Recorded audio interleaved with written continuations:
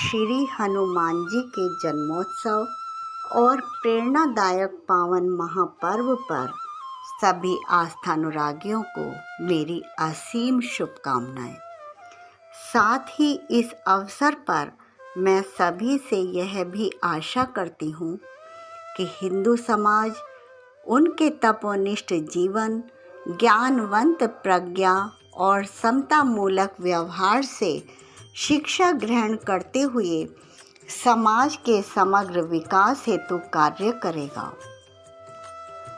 श्री हनुमान जी केवल रामायण के उदात्त पात्र ही नहीं हैं, बल्कि वे आदर्शों, मर्यादाओं और कुशल प्रबंधन का जीवंत स्वरूप हैं। श्री राम वनवासी थे। उनके पास ना तो प्रशिक्षित सेना थी और ना ही युद्ध के संसाधन थे।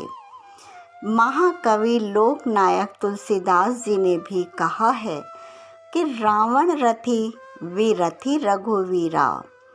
इसका भाव यह है कि श्री राम युद्ध में प्रयुक्त होने वाले प्रत्येक प्रकार के संसाधनों से वंचित थे, परंतु हनुमान जी का ही कुशल प्रबंधन था कि अल्प संसाधनों के होने पर भी श्री राम ने विजय प्राप्त की।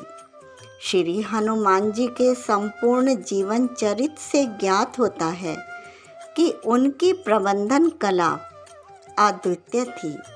प्रत्येक संकट में उनकी भूमिका समाधान परक रही है। संकट मोचक हैं।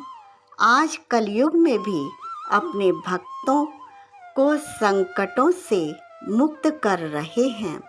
वे सदैव उन व्यक्तियों और भक्तों के साथ रहते हैं जिनके साथ कोई नहीं होता।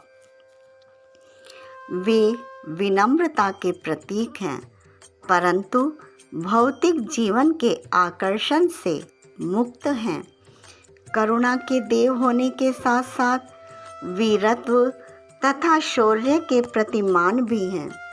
उनके जीवन में जो कुछ घटित होता है वह दूसरों के कल्याण के लिए ही होता है। इसीलिए हनुमान जी को दया और क्षमा के देव भी कहा जाता है। हमने एक महान योगी, दार्शनिक और योद्धा को विदेशी प्रभाव में आकर बंदर रूप में व्यक्त करना आरंभ कर दिया, जबकि वे श्री राम जी की ही भांति मानव स्वरूप में थे। वानर शब्द का प्रयोग रामायण में उनके लिए किया गया है, परंतु वानर शब्द का अर्थ बंदर के अतिरिक्त किसान और वनवासी भी है। हनुमान जी दक्षिणी भारत के वन क्षेत्रों के कृषक थे। उस कालखंड में वहाँ रहने वाले सभी वनवासियों को वानर कहा जाता था। आज प्रभु श्री राम के परम भक्त श्री हनुमान जी का जन्मोत्सव है। हम संकल्प लें कि उनकी विनम्रता, वीरता, कुशल प्रबंधन और मानव मूल्यों को भी अपने जीवन में ग्रहण करें। यह एक बहुत बड़ी सामाजिक और धार्मिक क्रांति होगी। साथ ही एक और निवेदन है कि हनुमान जी को बंदर नहीं बल्कि मानव के रूप में ही देखना और समझना चाहिए।